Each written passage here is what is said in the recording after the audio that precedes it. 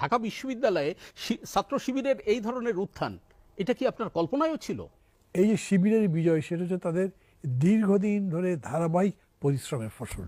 ওরা যে তারপরে বিরাট মিছিল করেনি, রং খেলে নাই, মানুষকে বিব্রত করেনি, রাস্তাঘাট বন্ধ হয় নাই, বরঞ্চ গিয়ে নামাজ পড়েছে, শুকরিয়া আদায় করেছে। বহু লোকে বলতে শুনলাম, দেখো কত ভদ্র ছেলে। সবাই অভিযোগ করছে না যে গুপ্ত রাজনীতি ব্যান করছে, মামলাও তো করলো একটা, কিন্তু ওরা গুপ্ত রাজনীতি করেছে কোন অর্থে? গুপ্তভাবে চুরি ডাকাতি করে নাই, বা ধরেন যে একটা অন্যায়ের পক্ষে গুপ্ত কোনো কাজ করার জন্য করে নাই। তারা যেটা করেছে, তারা মনে করেছে যে তাদের নিজেদেরকে বাঁচাতে হবে এবং দলটা চালাতে হবে।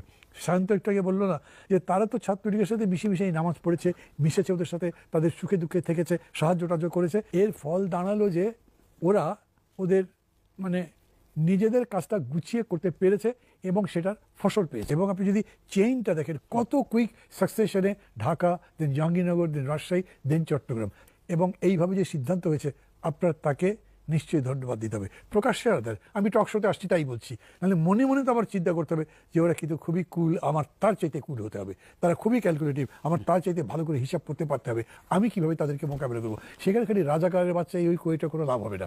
বিকজ এখন যাদেরকে রাজাকার বলছেন তাদের বয়স কত, 20-22, তারা রাজাকার হবে কিরকম করে?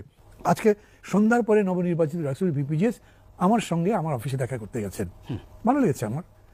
আমি ঠিক জানি না যে অন্য কেউ জিতলে এরকম করে আসতেন কিনা, আমি অ্যাসপারশন করছি না কারোর প্রতি, কিন্তু তারা আসছে, আমার ভালো লাগছে। আমাকে এসে বললো যে দেখেন আপনি মানে ইত্যাদি ইত্যাদি, আপনি 2-3 বার ছিলেন, আপনার এত অভিজ্ঞতা আছে, তাই আপনার দোয়া নিতে আসলাম, আরো আসবো মাঝে মাঝে পরামর্শ ইত্যাদির জন্য। এটাই তো একটা নতুনত্ব। এগুলো বললেন, অতীতে তো এরকম কোনো বলবার পরে আমি তাদেরকে যখন বলছিলাম যে এই অভ্যুত্থানের স্পিরিট, এই রাজনীতির কথা আসছে, তখন বললো না, রাজনীতি হয়তো পার্থক্য থাকতেই পারে, কিন্তু ডাকসু হিসেবে ছাত্রদের স্বার্থের প্রশ্নে আমরা তো একসাথে কাজ করতে পারি।